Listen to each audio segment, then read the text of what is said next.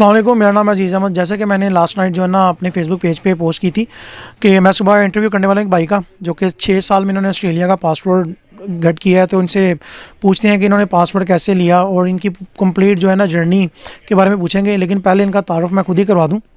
Basim Ali भाई का नाम है, मेरे क्लास फेलो है, हम दोनों इकट्ठे ही स्कूल में पढ़ते थे। तो ये भाई इस टाइम जो है ना पाकिस्तान आए थे, तो मैंने सोचा क्यों ना इनसे एक इंटरव्यू लिया जाए, क्योंकि काफ़ी लोग ना क्वेश्चन पूछते हैं कि यार कौन सी डिग्री लें जिससे हमें पीआर मिल जाए, कौन सा कोर्स करें। तो आपको ये भाई बेटर गाइड करेंगे, क्योंकि इन्होंने जो है ना पासपोर्ट भी इनको मिल चुका है। तो ये आपको कंप्लीट जो है ना इसके बारे में गाइड करेंगे कि आपने कौन सी डिग्री में जाना है। हमने ना बारी बारी इनसे कंप्लीट क्वेश्चन करेंगे कि आपने कंप्लीट जर्नी अपनी बतानी है, फिर डिग्री कौन सी आपने जो है ना चूज़ की थी, लोग डिग्री कौन सी सिलेक्ट करें जिसके थ्रू इनको पीआर मिल जाए। तो वो सारे जो है ना इनसे आप क्वेश्चन पूछेंगे। और मैंने इवन के जो कमेंट्स मुझे रात को आए थे मेरी पोस्ट के नीचे, वो भी मैंने सारी लिखे हुए हैं। उन सब का भी जो है ना मैं इनसे आंसर क्वेश्चन करूँगा, ताकि आप लोगों की जो है ना बेहतर रहनुमाई हो सके। ठीक है, तो बासिम भाई ज़रा आप अपने ना कंप्लीट जर्नी से स्टार्ट करना है कि आपने यहाँ से डिग्री कौन सी की थी और वहाँ कौन सी डिग्री में एडमिशन लिया। ठीक है, आप पहले ये ज़रा बता दें कौन सी डिग्री यहाँ पे आपने की थी और वहाँ जाके कौन सी डिग्री में आपने एडमिशन लिया था, और आपका खर्चा कितना लगा था टोटल। जी अस्सलाम वालेकुम। मैं सबसे पहले बता दूं कि मैंने यहाँ से 2011 में मैंने जीसी यूनिवर्सिटी से 2015 तक BScs किया था। उसके बाद फिर मैं 2015 में मैंने अपना आइल्स वगैरह क्लियर किया था। तो 2016 में मेरा वीज़ा लगा था ऑस्ट्रेलिया का। तो तब हमने फ़ंड्स नहीं थे इतने, तो हमने जो मेरा घर था हमारा, वो हमने नया बनाया था शिफ्ट होने के लिए, लेकिन उसमें हम शिफ्ट नहीं हो सके थे। तो फिर वो ऑस्ट्रेलिया जाने के लिए उसको पहले ही सेल कर दिया था। वो तब अराउंड आई थिंक 37 लाख का सेल हुआ था। तो टोटल एक्सपेंडिचर तब आया था मेरा 25 लाख, तो 2016 में। तो उसमें ये था कि मेरा लोग 6 माह की फ़ीस दे के जाते हैं, लेकिन अल्हम्दुलिल्लाह मेरी फ़ीस जो थी वो 1 ईयर की पेड थी। 2 सेमेस्टर की फ़ीस पे की थी उसमें हमने 25 लाख में। बैंक स्टेटमेंट वगैरह वो जैसे भी वो डन बेस सिस्टम होता है एजेंट्स के साथ, उस वक्त वो था। उसके बाद 2016 में मैं फिर ऑस्ट्रेलिया चला गया। फिर वहाँ पे जाके जो नॉर्मल क्वेश्चन होता है सबका कि आप पहली जॉब क्या करते थे, तो वहाँ पे जैसे यहाँ पे हाइपर स्टार है पाकिस्तान में, इस तरह वहाँ पे बड़े बड़े वो शॉपिंग मॉल्स होते हैं, उनमें मैं ट्रॉली पुशिंग का काम करता था, जो मेरी फ़र्स्ट जॉब थी ऑस्ट्रेलिया में। उसके बाद फिर मेरी एक और जॉब लगी, वो नाइट में थी। नाइट की जॉब इसलिए सूट करती थी कि सुबह हमने क्लास वगैरह लेनी होती थी, तो उसमें बेहतर होता कि फिर आप रात की जॉब करें कोई। तो दिन में ट्रॉली पुशिंग की जॉब करते थे और रात में मैं फूडलिंग की जॉब करता था। और फिर कुछ हालात इस तरह के थे कि फ़ीस वगैरह पे करने के लिए मुझे एक और जॉब करनी पड़ती थी, जो तब वहाँ पे उबर ईट्स वगैरह का इतना काम नहीं था। तो मैं एक पिज़्ज़ा शॉप पे काम करता था और पिज़्ज़ा डिलीवरी की जॉब करता था। तो बेसिकली 3 जॉब्स करता था मैं शुरू में। अच्छा, शुरू में मतलब कि 3 जॉबें की और साथ में स्टडी, ये सारा कुछ किस तरह मैनेज किया था? मैनेज हो जाता ईज़िली मैनेज नहीं होता, लेकिन सबका इतना मुश्किल भी नहीं होता। मैंने ये वाला रोड मैप इसलिए लिया था क्योंकि मेरी 1 साल की 2 सेमेस्टर की फ़ीस ऑलरेडी पेड थी, और मैं मास्टर जो इंफॉर्मेशन टेक्नोलॉजी में मैं गया था। तो उसमें ये था कि मेरे लिए बेस्ट सूटेबल जर्नी यही था कि मैं अपनी यूनिवर्सिटी में ही अपने 4 सेमेस्टर मास्टर्स के कंप्लीट करूं। क्योंकि अगर मैं छोड़ के अगर शॉर्टकट लेता हूँ, जो कि वहाँ पे 70 to 80% लोग करते हैं कि वो जाते हैं यूनिवर्सिटी में, फिर उसको छोड़ के वो कॉलेजेस में चले जाते हैं, तो वहाँ पे वो अपना टाइम गुजारते रहते हैं और पैसे बनाते रहते हैं, और उन्हें लगता है कि वो कुछ कर रहे हैं। लेकिन at the end of the day human body है वो एक टाइम के बाद टायर हो जाती है, वो फिर उस हिसाब से काम नहीं कर सकते जैसे वो शुरू में करते थे। और फिर हाथ में भी कुछ नहीं होता, PR भी नहीं होती या कोई और पक्का वीज़ा नहीं होता, तो फिर वो बंदे फ्रस्ट्रेट होते हैं। अच्छा, जैसे आपने बताया डिग्री आपकी थी 1.5 साल की? नहीं 2 साल का मास्टर था, 4 सेमेस्टर थे। 4 सेमेस्टर थे। तो उधर से उसके बाद आपने वो ज़रा बताया, आपने TR कैसे अप्लाई की, TR के बाद आपको PR और पासपोर्ट ये कैसे मिला, ये ज़रा वो भी। मैंने सबसे पहली चीज़ ऑस्ट्रेलिया में जाके नोट की कि आप अपने ट्रैक से ना हटें। किसी को भी मैं यही मशवरा दूंगा कि मुश्किल होता है, आपको पहाड़ लगता है शुरू में कि मैं किस तरह से ये सारी, मेरी $16,000 यूनिवर्सिटी की फ़ीस थी, तो वो 4 बार देनी थी बेसिकली। 2 बार दी हुई थी, 2 बार और देनी थी। $32,000 आप कह लें मैंने पे करना था। लेकिन आपको पता है कि पाकिस्तान में हालात इस तरह से होते हैं कि आपने वो सिर्फ नहीं पे करना होता, पीछे भी बड़ा कुछ होता है। कोई लोग कर्जा लेके गए होते हैं, कोई लोगों के और काम होते हैं, तो वो भी आप माइंड में रखें सारा। तो फिर इस तरह था कि मैंने अपनी यूनिवर्सिटी की $16,000 फ़ीस की। उसमें इतना तंग होने की ज़रूरत नहीं होती, लेकिन आप अगर थोड़ा 2 जॉब से भी चलें तो हो जाता है अल्हम्दुलिल्लाह। और तब इतनी ज़्यादा सैलरी भी नहीं थी। अब तो माशाल्लाह ऑस्ट्रेलिया में बहुत सारे न्यू कमर्स भी बहुत अच्छी अर्निंग करते हैं। तो वो $16,000 वो सेमेस्टर फ़ीस पे की। और एक चीज़ मैंने नोट कर ली थी कि जितने वीज़ेज़ मैं एक्स्ट्रा डालूंगा मुझे अपना नुकसान होगा, इसलिए मैंने ये फैसला किया था कि स्टूडेंट वीज़े के बाद इसको एक्सटेंड नहीं करना, स्टूडेंट वीज़े के अंदर ही मैंने अपने पॉइंट्स पूरे करने हैं। तो डिग्री कंप्लीट करने के बाद ऑस्ट्रेलिया आपको 2 इयर्स की फुल वर्किंग राइट्स के साथ टेम्परेरी रेजिडेंस देता है, जिसको TR बोलते हैं वहाँ पे। तो फिर वो मैंने अप्लाई की, उसके कुछ इतने ख़ास चार्जेस नहीं होते, मेरे ख्याल से 1650 थे तब, अब वो कोई 1720 हैं पर पर्सन। तो वो अप्लाई किए, TR मिल गई। TR के बाद 2 साल का वीज़ा था, उसके अंदर फिर आपने अपने परमानेंट रेजिडेंस के पॉइंट्स करने होते हैं। तो मेरे बड़े भाइयों जैसे दोस्त हैं उधर, माहद भाई, उन्होंने मुझे गाइड किया था कि अब हमें रीजनल एरिया में मूव करना चाहिए। हम सिडनी रहते थे पहले, तो मैंने तकरीबन 2 साल अपने सिडनी में गुजारे हैं। फिर TR से कुछ 2-4 माह पहले मैं कैनबरा मूव हो गया था, वो रीजनल में था। तो फिर मैं, माहद भाई, सब लोग इकट्ठे ही रहते थे, तो वहाँ पर फिर मैंने अपने पॉइंट्स पूरे किए। और आई वॉज लकी इनफ के कोविड था और मैंने मास्टर्स इन इंफॉर्मेशन टेक्नोलॉजी की थी और IT का कुछ स्कोप उस वक्त तक था। तो फिर मुझे, जब मैंने अप्लाई किया था, मैट्रिक्स था कैनबरा का, तो उसमें मेरे 70 पॉइंट्स थे। तो 70 पॉइंट्स में मुझे इनविटेशन आ गया था 190 का। मेरे पास 2 ऑप्शंस थी, 491 और 190 की। अच्छा, ये ज़रा 190 की कंडीशन बता दे कि कितने पॉइंट्स होने चाहिए, कितना मतलब कंप्लीट ज़रा बता देना कि इस कितने पॉइंट है। 190 जो इसकी कंडीशन बता दे, पॉइंट कैसे पूरे करने हैं, किसके कितने पॉइंट है, वो डिटेल से बताएं। 190 बेसिकली स्टेट नॉमिनेशन होती है। उसमें आपको जो मेजर उनका क्लॉज होती है कि आपने जिस भी स्टेट ने आपको 190 ऑफर किया है, आपने अमूमन 2 इयर्स का कॉन्ट्रैक्ट साइन करना होता है कि आप उसी स्टेट में रहेंगे। तो ये स्टेट बाय स्टेट वेरी करती है। जैसे अब मैं ऑस्ट्रेलियन कैपिटल टेरिटरी कैनबरा में था, तो उनके पॉइंट्स होते हैं, मैट्रिक्स सिस्टम होता है। मैट्रिक्स के पॉइंट्स जो डिपार्टमेंट ऑफ होम अफेयर के पॉइंट्स होते हैं उससे डिफरेंट होते हैं। डिपार्टमेंट ऑफ होम अफेयर के पॉइंट्स और तरह से काम करते हैं और मैट्रिक्स में और तरह से कैलकुलेट होते हैं। मेजर डिफरेंस ये है कि डिपार्टमेंट ऑफ होम अफेयर में आपकी एज के पॉइंट्स होते हैं और मैट्रिक्स में आपकी एज के कोई पॉइंट्स नहीं होते। तो मैट्रिक्स पॉइंट जो मैंने अपने कंप्लीट किए थे, मेरे 70 किए थे उस वक्त। अगर मैं आपको सीधा बताऊं तो 20 पॉइंट्स इस बात के थे कि मैंने ऑस्ट्रेलिया में कहीं से भी डिग्री की हुई थी, जो कि मैंने सिडनी से की थी। और 10 पॉइंट्स आपके 7 ईच के होते हैं, जो कि ऑस्ट्रेलिया में PR के लिए मिनिमम रिक्वायरमेंट है। उससे कम पे आप परमानेंट रेजिडेंस अप्लाई नहीं कर सकते। तो 10 और 20 30 पॉइंट्स हो गए। और मैंने 6 मंथ और 6 मंथ 12 मंथ जॉब की थी। 6 मंथ के 5 पॉइंट्स और 6 मंथ के 5 पॉइंट्स। तो जो कौन सी की? तब मैं उबर चला रहा था। उसके मतलब वो भी पॉइंट काउंट हो जाते हैं? वो पॉइंट बिल्कुल काउंट होते हैं। तो वो 10 पॉइंट्स वो थे, 40 पॉइंट्स हो गए। तो उसके बाद मेरा जो प्रोफेशन था वो उनकी रिक्वायर्ड लिस्ट में था, तो उसमें 20 पॉइंट्स वो अवार्ड हो गए मुझे, 60 पॉइंट्स हो गए।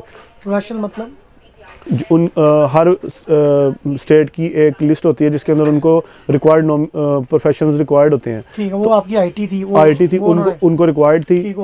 20 पॉइंट वो हो गए। बिल्कुल 20 पॉइंट वो हो गए, तो 60 पॉइंट्स हो गए। 5 पॉइंट्स मेरी तब ये पॉइंट थे। अब आई डू नॉट नो कि कैनबरा में है कि नहीं, क्योंकि काफ़ी देर हो गई मैंने पॉइंट्स रीचेक नहीं किए। मेरी वाइफ ने 6 ईच लिए हुए थे पाकिस्तान से और उनकी 3 इयर्स की एजुकेशन थी, तो वो साइकोलॉजिस्ट हैं, तो उनके भी मुझे 5 पॉइंट्स अवार्ड हुए थे कलेक्टिवली।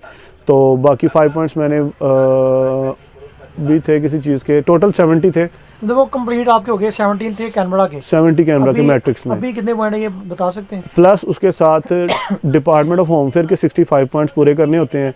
वो चूँकि मैं 26 टू 32 ईयर्स के दरमियान था, तो 30 पॉइंट्स वो हो जाते हैं। और मैंने प्रोफेशनल ईयर किया हुआ था, वहाँ पे 5 पॉइंट्स वो हो जाते हैं। और इस तरह करके कुछ 65 पॉइंट्स मिनिमम रिक्वायर्ड होते हैं।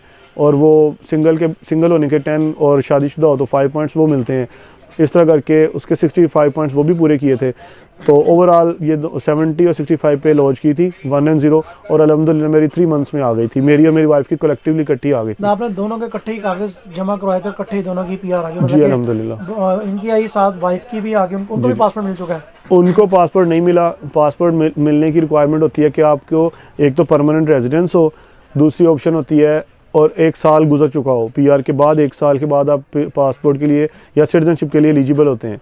तो उनको अभी टाइम पूरा नहीं हुआ। और कलेक्टिवली आपको ऑस्ट्रेलिया में रहते हुए भी 4 साल हो जाने चाहिए, 48 मंथ्स।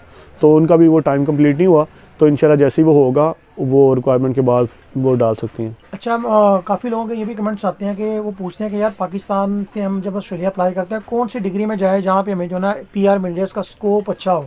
वो कौन सी डिग्री है, ज़रा वो भी बता दें कि ये डिग्री है। देखिए, 2 चीज़ें हैं। पहली बात तो ये है कि डिपेंड करता है कि आपकी प्रायोरिटी क्या है, कि सिर्फ वीज़ा लेना है या वहाँ जाके एक रोड मैप भी फॉलो करना है। अगर तो सिर्फ वीज़ा लेना है तो वो बेहतर ये है कि जिस फील्ड में आपने बैचलर्स किया हुआ है या आप FSC करके आए हैं, उसी के रेलिवेंट फील्ड में आप वीज़ा डालें। वीज़ा आपको इंशाल्लाह अगर सब कुछ सही है तो ग्रांट हो जाएगा।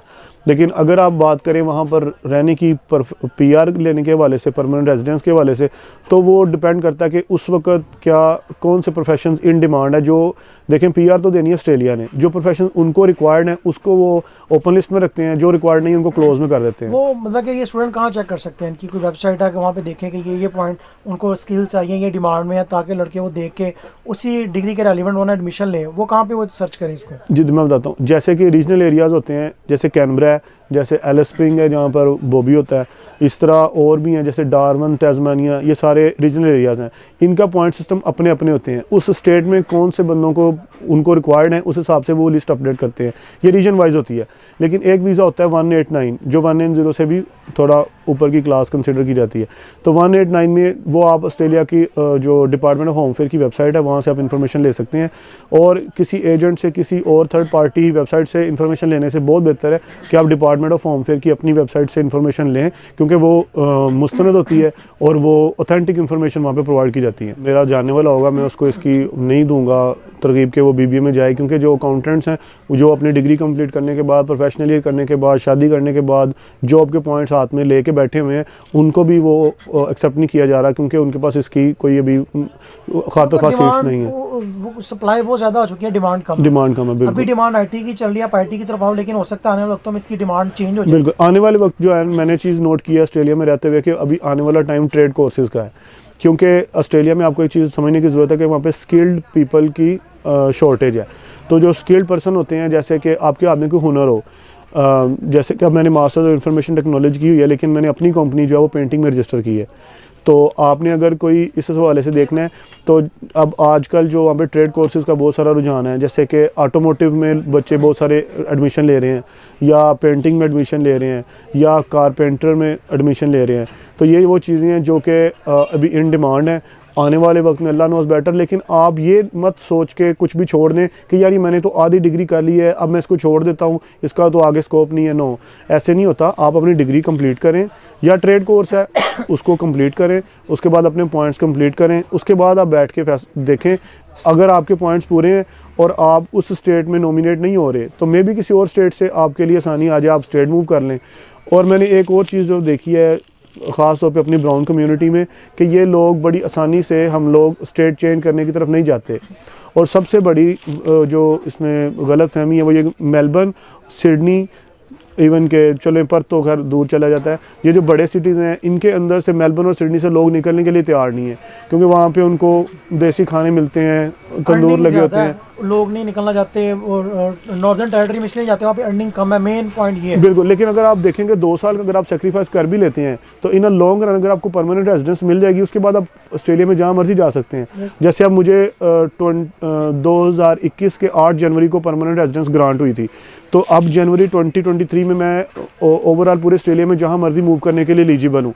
लेकिन अब मेरा अपना ही दिल नहीं करता कैनबरा से जाने के लिए, क्योंकि वो इन बिटवीन आता है। खैर उसके बहुत सारे बेनिफिट्स हैं, दिल भी लग गया ना एक बंदा। बिल्कुल। मेरे दोस्त वगैरह सब उधर हैं, लेकिन मैं कहने का मकसद है कि अगर आज मुझे अपनी PR के लिए मूव करना पड़ता, मैं किसी दोस्त वगैरह को नहीं देखता, अपनी फैमिली को लेता और मैं चला जाता। अगर मैं फैमिली के साथ उधर नहीं रह सकता तो फिर मैं फैमिली को थोड़ी देर के लिए पाकिस्तान भेज देता, अपना सर्कल बेहतर करने के बाद ज्वाइन कर लेता। तो ये वो चीज़ें हैं जिनको माइंड में रखने की ज़रूरत है, और सेक्रीफाइस सबसे ज़रूरी है। आने वाले टाइम में ट्रेड कोर्सेज़ हैं, जैसे कि मैंने पहले बताया, पेंटिंग में परमानेंट रेजिडेंस मिलती है, कारपेंट्री में मिलती है, इलेक्ट्रिशियन तो खैर पूरी 4 साल की वो डिग्री हो जाएगी, तो ऑटोमोटिव में मिलती है। इन ट्रेड कोर्सेज़ को आपको गो थ्रू करने की ज़रूरत है, और वहाँ पर जाकर कभी भी किसी एक कंसल्टेंट के पास मत बैठ जाए कि ये राना साहब हैं, ये फ़लाने साहब हैं, ये गुजर साहब हैं, ये भट्टी साहब हैं। नहीं, भट्टी साहब ने आपको किसी कोर्स में डाल के अपनी कमीशन ले लेनी है। You need to be proactive. आप और पैसे थोड़े से खर्च लिया करें। अगर $150 पे करके किसी से आपको कंसल्टेंसी मिल सकती है जो कि बेटर एडवाइस है, जैसे आजकल वहाँ पे बाजू इमिग्रेशन है, वो बहुत अच्छे बंदों के लिए रोड मैप डिज़ाइन करते हैं और आने वाले वक्त में प्रेडिक्शन के साथ चीज़ें बताते हैं। तो इस तरह आप लोगों से पैसे पे करके कंसल्टेंसी लें, ये बेटर होती है, बजाय इसके कि फ्री में मशवरा लें, वो आपका किसी कोर्स में एडमिशन करवा दे, 2 साल आप लगे रहें, आपको बाद में पता चले इसमें तो PR ही नहीं हो। कलेक्टिवली मुझे 6 साल हो गए ऑस्ट्रेलिया में, तो मैंने जो रोड मैप लिया है वो बिल्कुल समझ लें कि टेक्स्ट बुक रिकॉर्ड है सारा। 2 इयर्स का मुझे मास्टर्स ऑफ इंफॉर्मेशन टेक्नोलॉजी का वीज़ा मिला था, उसमें मैंने अपनी डिग्री कंप्लीट की थी विदाउट एनी सप्ली। 1 रुपया भी एक्स्ट्रा पे किए बगैर, क्योंकि एक बार भी सप्ली आने पर $4000 सब्जेक्ट का दोबारा पे करना पड़ता था, तो वो मैंने नहीं किया। तो मैंने अपनी डिग्री को 24 मंथ्स का वीज़ा था, तो 20 मंथ्स में मैंने कंप्लीट कर ली थी अल्हम्दुलिल्लाह। उसके बाद मैं कैनबरा मूव हो गया, वहाँ पर मुझे मिले 2 इयर्स की टेम्परेरी रेजिडेंस मुझे पास फुल वर्किंग राइट्स थे। मैंने अपना जॉब की, अपने आवर्स पूरे किए और अपनी परमानेंट रेजिडेंस के लिए फ़ाइल तैयार की। नवंबर 2019 में शायद मेरा वीज़ा एक्सपायर हो रहा था, नहीं सॉरी 2020 में। तो उससे पहले मुझे इनविटेशन आ गया था और ब्रिजिंग वीज़ा स्टार्ट हो गया था, और मैंने कोई वीज़ा खुद से एक्स्ट्रा उसके बाद नहीं डाला। लेकिन 8 जनवरी 2021 को मेरी PR ग्रांट हो गई। फिर PR में 1 साल वेट करने के बाद 8 जनवरी 2022 को मैं सिटीज़नशिप डालने के एलिजिबल हो गया था। मैंने वो अप्लाई कर दी। उनका एक अपना क्राइटेरिया होता है, उसमें वो देखते हैं कितने लोगों को देनी है सिटीज़नशिप की सेरेमनी के हवाले से। खैर वो ऊपर नीचे करके मुझे 2022 के 13 दिसंबर 2022 को लास्ट ईयर में मेरी सिटीज़नशिप की सेरेमनी हो गई थी। फिर उसके बाद सेरेमनी के बाद आपके पास 2 चीज़ें होती हैं जो आपकी रिस्पॉन्सिबिलिटी में काउंट होती हैं कि विदिन 3 मंथ्स आपने अपने आप को ऑस्ट्रेलियन वोट के लिए रजिस्टर करना होता है। अदरवाइज़ आप उसका जब वोट होंगे, आप अगर नहीं वोट नहीं डालेंगे ऑस्ट्रेलिया में तो आपको फ़ाइन होगा। दूसरी चीज़ कि आप अपने पासपोर्ट अप्लाई करना होता है, तो वो आप अर्जेंट भी कर सकते हैं, वो आप आराम से नॉर्मल भी कर सकते हैं। क्योंकि मैंने पाकिस्तान आना था तो मैंने अर्जेंट अप्लाई किया था अल्हम्दुलिल्लाह, तो मेरा पासपोर्ट भी इन टाइम आ गया। तो वो पासपोर्ट के बाद मैंने फिर अल्हम्दुलिल्लाह उसी पे ट्रैवल किया। तो अब मैं पाकिस्तान हूँ, तो अब इंशाल्लाह उसी पे वापसी भी जाएंगे। नहीं, मेरा ये कहने का मतलब था कि इन्हें ये ज़रा बताएं कि आप जब नए जाते हो, जी अर्निंग कितनी होती है? जी और फीस पे करने के बाद, अपने खर्चे पूरे करने के बाद घर पैसे भेज सकते हैं? कितने भेज सकते हैं? बिल्कुल। जब मैं गया था, जैसे मैंने आपको पहले बताया कि हमारा घर था, अब हम उसमें शिफ्ट भी नहीं हुए थे, न्यू हाउस था, वो हमने सेल कर दिया था मेरे बाहर जाने के लिए। कोई 37 लाख में वो सेल हुआ था, 25 लाख मेरे एक्सपेंडिचर्स आए थे बाहर जाने के। तो उसके बाद अल्हम्दुलिल्लाह मैंने कभी पाकिस्तान से पैसे नहीं मंगवाए एज सच। तो विद इन ये टाइम 5 to 6 ईयर्स के अंदर अल्हम्दुलिल्लाह हमने दोबारा उतना ही बड़ा घर दोबारा डबल स्टोरी बनाया, क्योंकि अब फैमिली बड़ी हो गई, मेरी भी शादी हो गई और मामा पापा भी हम साथ जॉइंट फैमिली में रहते हैं। तो वो 6 मरले का हमारा घर है, डबल स्टोरी ऐसे गार्डन में हम रहते हैं, और उसके साथ वो भी सारा अल्हम्दुलिल्लाह किया है। उसके बाद जो गाड़ी वगैरह भी ली है, पहले हमारे पास कोरे होती थी, अभी हमने अपग्रेड किया अल्हम्दुलिल्लाह। वो पहले सिटी रखी हुई थी, फिर 2016 मॉडल अभी टोयोटा करोला ली है। तो लास्ट ईयर तक माशाल्लाह 2 गाड़ियाँ थी हमारे पास, क्योंकि छोटा भाई मेरा डॉक्टर है MBBS, वो गुजरात होता है, उसको भी ज़रूरत पड़ती है गाड़ी की। तो वो से होंडा सिटी उसके पास थी, और टोयोटा करोला जो 2016 मॉडल है वो अभी मेरे पास होती थी, या घर पापा के पास होती थी। तो अभी अल्हम्दुलिल्लाह है हमारे पास। तो ये सारा सिनेरियो आप समझ लें कि उसी ड्यूरेशन में मैंने अपनी फीसिस भी पे की हैं, उसके साथ मैंने कुछ प्रॉपर्टी भी बाई की थी पाकिस्तान में, और उसी के साथ फिर बाद में जो ये गाड़ी घर सारा अल्हम्दुलिल्लाह वहीं से बना है। प्लस मेरा ये कि मैंने मेरे अल्हम्दुलिल्लाह पापा हैं, वो भी प्रॉपर्टी का बिज़नेस करते हैं, तो उनकी भी अच्छी हो जाती है अर्निंग वगैरह। तो उससे हम मेरी जो सिस्टर हैं वो भी MBBS कर रही हैं प्राइवेट, और मेरा जो छोटा भाई है उसने भी प्राइवेटली MBBS किया है। तो आप अगर उनकी फ़ीस वगैरह देखें तो वो अराउंड 14 लाख रुपया साल की बनती है दोनों की। वो भी सारी आप पे कर? हाँ जी, ईच। नहीं, मैं अकेला पे नहीं कर रहा अब, मतलब कुछ लाइट जा चुकी है, तो इस वजह से ना अभी एक हमने लाइट जलाई, उससे गुजारा कर रहे हैं। जी। तो बस हम वही बात कर रहे थे कि इन्होंने अपना घर बेच के, इतनी सेक्रीफाइस करके फिर ये बाहर गए, और इतने पैसे इन्होंने बना लिए कि गाड़ियाँ भी ले ली, घर जो बेचा था उससे बड़ा माशाल्लाह घर भी ले लिया। ठीक है, वो भी मैं पिक्चर्स में डालूंगा ताकि आप लोगों को एज ए मोटिवेशन पता चले यार इतने पैसे बन जाते। चलो एक सम अमाउंट बता दें कि जाते $3000 कमा लेते हैं, 5000 कमा लेते हैं, वो ज़रा देखिए मैं आपको अपने से बताता हूँ। 2016 में जब मैं गया था तो मेरी तीनों जॉब्स को मिला के मैं अराउंड $900 to $1100 वीकली अर्न करता था। मंथली कितना बन गया? आप कर लें कि मंथली बन गए $4000। ये जाते कमा रहे थे? ये मैं ओवरऑल 3 जॉब से मेरी इनकम थी, लेकिन उसमें आप एक्सपेंस लगा लें, क्योंकि मेरा थोड़ा सा ज़्यादा होता था, थोड़ा फ़ोन वगैरह का शौक़ था शुरू से, जाते ही वो ले लिए, जैसे इजी होते हैं बंदा किस्तों पे ले लेता है। तो वो मैं अराउंड $1200 to $1500 मेरा एक्सपेंडिचर आया था वीक का। इसमें आपका ग्रोसरी भी है, इसमें आपका रेंट भी है, इसमें आपका घूमना फिरना भी है, इसमें आपकी कार की मेंटेनेंस है, फ्यूल है, सब कुछ इसके अंदर ही है। और $2500 पर मंथ के हिसाब से अगर मैं आपको बताऊँ तो आप सेव कर रहे हैं, ऑस्ट्रेलियन डॉलर्स में मैं बता रहा हूँ आपको, $2500 आप सेव कर रहे थे। उस $2500 में मैंने अपनी यूनिवर्सिटी की फ़ीस भी दी, जो कि 6 माह बाद या 8 माह बाद आ जाती थी। और उसके बाद फिर जो इसमें से जो मतलब जब वो बचे फिर वो फिर पाकिस्तान भी भेजे हैं, तो सारा सिनेरियो उसके अंदर किया। लेकिन जब आहिस्ता आहिस्ता अल्हम्दुलिल्लाह थोड़ा बेहतर हो जाती हैं चीज़ें, जैसे 2 साल के बाद मेरी अर्निंग फिर बढ़ गई थी। फिर उसके बाद मेरी अर्निंग आप कर लें कि अराउंड $2000 वीक पे चली गई थी, जो कि $7,000 से $8,000 मंथ बनते हैं। तो फिर उसमें और चीज़ें आसान हो जाती हैं। अभी उसमें अभी मेरा चूँकि लास्ट ईयर में मैंने अपना वो 4x4 डाला भी लिया है, क्योंकि वो माशाल्लाह गाड़ी नहीं ली है। जी गाड़ी वो अपग्रेड किए। बेसिकली 2 हैं अभी, एक ऊबर पे उसके लिए 4 डोर होती है वो चाहिए, या सेडान कार आप समझ लें वो रखी। दूसरी जो है वो मटेरियल वगैरह लाने के लिए पेंट का उसके लिए यूज़ होती है। वो दोबारा उसके लिए आपने मतलब कि ऊबर के लिए अलग गाड़ी रखी है और इसके लिए अलग, क्योंकि दोनों में एक में नहीं आप कर सकते, क्योंकि वो पेंट का बाकी चीज़ों का टूल्स वगैरह ज़्यादा होते हैं, तो आप उसके लिए आपको डाला ही चाहिए होता है। तो वो रैम्पेज पेंटर्स के नाम पे ही लिया है हमने अल्हम्दुलिल्लाह। और वो कोई इंटरेस्ट वगैरह नहीं है, कोई किस्तों में नहीं है, वो कैश पे अल्हम्दुलिल्लाह लिया। आफ्टर गेटिंग पीआर आप ज़रा बता दें आपको खर्चा कितना मिल रहा है? आपका माशाल्लाह बेटा भी है, ठीक है, तो उसका आपको या फिर आपके वाइफ है, आपको गवर्नमेंट की तरफ से क्या बेनिफिट मिल रहे हैं वो भी बता दें। गवर्नमेंट की तरफ से बेनिफिट्स मिलते हैं सबको। मैं अपने पैसे भी क्लेम कर सकता हूँ अगर मुझे पास जॉब नहीं है। अगर मेरी वाइफ के पास जॉब नहीं है उनको भी गवर्नमेंट पे करेगी, और जो बेबी है वो जॉब हो या ना हो उसको गवर्नमेंट ने पे करना ही करना है। कितने? इट डिपेंड्स कि आपकी अपनी अर्निंग कितनी है। तो अगर आपकी अर्निंग अच्छी है तो फिर आपको जो गवर्नमेंट की तरफ से पोर्शन मिलना है वो छोटा हो जाएगा। लेकिन अगर आपकी अर्निंग नहीं है, आप फ्री बैठे हुए हैं, तो फिर गवर्नमेंट आपको एक बिग पोर्शन ऑफ अमाउंट देती है। तो आप ये समझ लें कि अगर आप जॉब नहीं कर रहे, बिल्कुल कोई जॉब नहीं कर रहे, तो अराउंड 3 बंदों के लिए अराउंड $1100 तक गवर्नमेंट आपको दे देती है घर बैठे हुए। हाँ जी। लेकिन अगर आप जॉब कर रहे हैं जैसे कि मेरे सिनेरियो में है, तो ये वेरी नैरो पोर्शन है, that goes around $100 to $200 week, very less.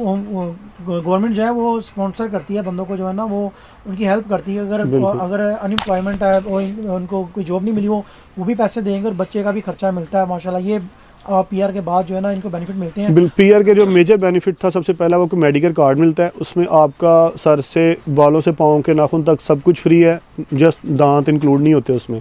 तो बेबी जो पैदा हुआ है माशाल्लाह मेरा, उसमें हॉस्पिटल का बिल था $26,000, लेकिन हमने वो बिल देखा ही नहीं, क्योंकि वो यार अल्हम्दुलिल्लाह परमानेंट रेजिडेंट थे, तो हमारा सारा खर्चा मेडिकेयर कार्ड पे हुआ था। उसके बाद गवर्नमेंट ने जो रीबेट्स देनी होती हैं वो भी हमें मिली थी अल्हम्दुलिल्लाह। उसके बाद जो बेबी के नेपीज़ के और मिल्क के जो भी चार्जेस होते हैं वो भी आपको वीकली वो पे करते हैं। तो पीआर के बहुत सारे बेनिफिट्स हैं, आप उनके ऊपर कैप ही नहीं कर सकते कि वो कितने को हैं।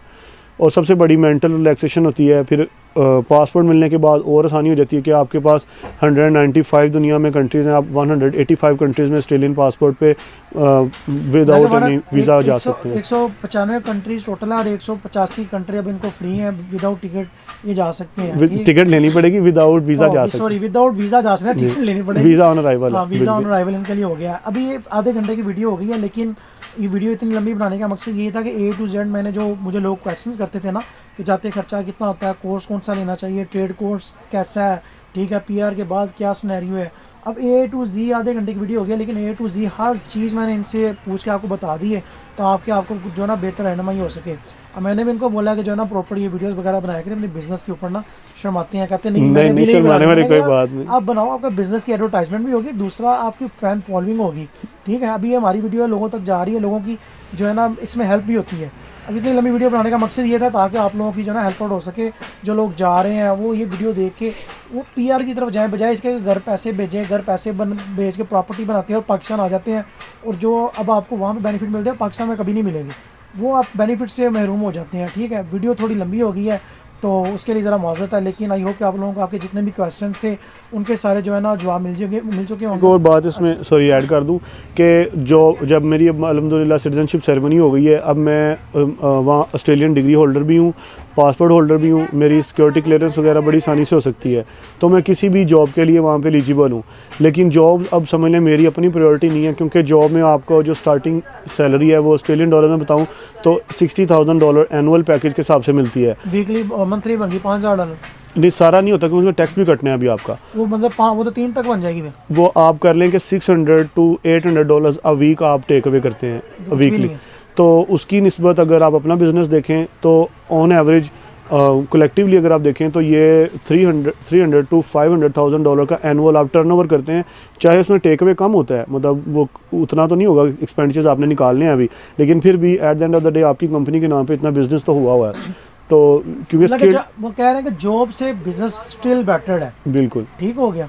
तो और कोई चीज़ें आप बताना चाहें, या फिर अगर आप लोगों के माइंड में अब स्टिल भाई की क्वेश्चन है, मैंने सारी इनसे जो है ना निचोड़ ली है इन्फॉर्मेशन जितनी भी निकाल सकता था, क्योंकि लोगों के रात को मैसेजेस भी आ रहे थे, कमेंट्स भी आ रहे थे, तो मैंने सारी पॉइंट आउट्स करके पहले लिखी हुई थी, इनको समझा भी दी थी और सारी मैंने उनको वाली हैं। ठीक है, अब इसके अलावा भी अगर आप कोई बोले ना यार कौन सा कोर्स करना है, क्या करना है, ठीक है, तो उसको भाई 21 तोपों की सलामी है। जी जी अपनी रिसर्च भी खुद क्या करें। ठीक है, स्टिल अब ये भाई इनके इन्होंने समझ लगे सारी उम्र ये गवर्नमेंट के पहले सोसाइटी में रहते थे ना आप। हाँ, मेरी मामा में जॉब करती थी, इनकी तो अम्मी जॉब करती थी, उधर से इनको घर मिला था गवर्नमेंट का, उधर घर में इन्होंने ज़िंदगी गुजारी। पहला इन्होंने अपना घर खरीदा, लेकिन उधर इनको रहना नसीब नहीं हुआ, ये वीज़ा अप्लाई करना था। इनके अबू ने इनका जो है ना वो घर बेच के इनकी 25 लाख वहाँ लगाया, 35-36 लाख का घर बिका था, 25 लाख रुपए इनको लगा के अकाउंट में भी 10 लाख रुपए दिया और सारी जमा पूंजी इनके अबू ने इनको दे दी कि भैया पढ़ो। लेकिन विद इन ये 6 साल के अंदर माशाल्लाह जो अभी घर है ना वो उसकी पीछे भी मैं लगाऊंगा, और अभी जो गाड़ी है उसकी पीछे मैं साल लगाऊंगा, ताकि आपको मोटिवेशन मिले कि यार ये सेक्रीफाइस किया था, लेकिन अभी जो इनके पास है उससे माशाल्लाह डबल घर लिया है और गाड़ी भी उससे अच्छी ली है। ये सेक्रीफाइस करके भी कुछ लोग ये भी पूछते हैं यार मेरे पास घर है और कुछ नहीं है, मैं बेच दूँ। बेच दो यार, बेच के निकल जाओ। कल कोई जो घर बेचा 5 साल के अंदर आप इससे भी अच्छा घर ले लोगे। हाँ जी, और अल्हम्दुलिल्लाह घर को बने हुए भी 3 साल हो चुके हैं, और मैंने स्टूडेंट लाइफ में ही अल्हम्दुलिल्लाह दोबारा बना लिया। स्टूडेंट लाइफ में घर ले लिया, अभी माशाल्लाह समझ लें कि बैरियटो में भी शिफ्ट हो सकता है। नहीं, अल्लाह सामने खैर पार्टी रखे, ऐसा भी नहीं ठीक है, अल्लाह और इनको तरक्की कामयाबी दे। आमीन। तो इंशाल्लाह मिलते हैं नेक्स्ट वीडियो में। वीडियो काफ़ी लंबी हो गई है, लेकिन कंप्लीट जरूर देखिएगा ताकि आप लोगों के जितने भी माइंड में क्वेश्चन वो कंप्लीट हो सके। ठीक है, तो मिलते हैं नेक्स्ट वीडियो में। टिल देन टेक केयर, अल्लाह हाफिज़। अल्लाह हाफिज़।